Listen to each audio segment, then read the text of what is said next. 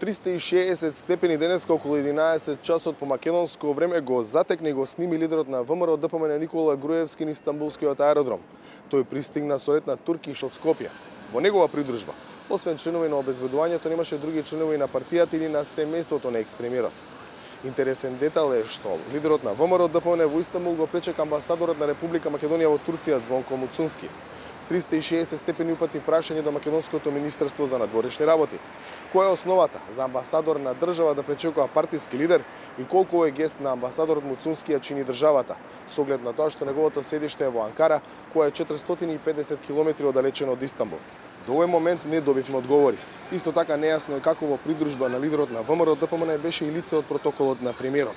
Името на Зоран Попович, кој денеска слета заедно со Груевски во Истанбул, е наведено на интернет страницата на Министерството за надворешни работи како член на протоколот на претседателот на владата.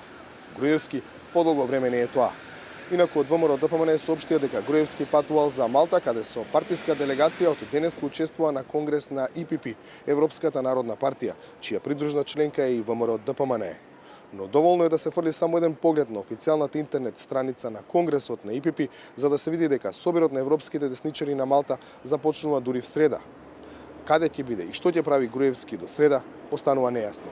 При тоа интересно ќе биде да се види дали Груевски на Малта ќе има средби со некого од повидните членови на европската десница, Меркел, Јункер, Туск, Дол, и какви пораки ќе му бидат пренесени. По подолг период на неутралност се чини дека Европската народна партија во последниот период го смени ставот за состојбите во Македонија. Тоа може да се прочита и од заедничката изјава на Европската четворка, која во вторникот беше во Скопје и во која двајца од делегацијата, еврокомесарот Јоханес Хан и европратеникот Едуард Кукан се од ИПП. Во таа изјава многу јасно беше посочено дека сите мора да го почитуваат мнозинството во парламентот и да овозможат прво избор на спикер, а потоа и на нова влада.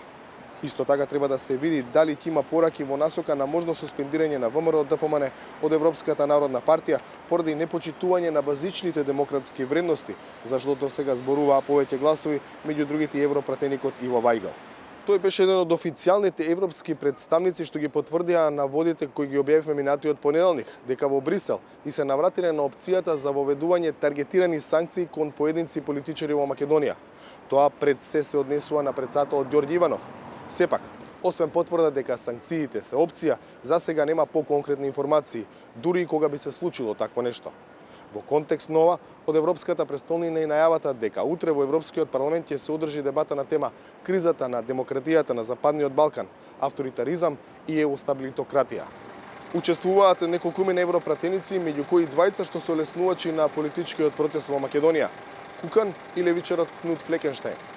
Какви ќе бидат новите пораки од Брисел со оглед на одолговлекувањето на политичкиот процес во Македонија во следните наши изданија. За 360 степени од Брисел, Владимир Мирчевски.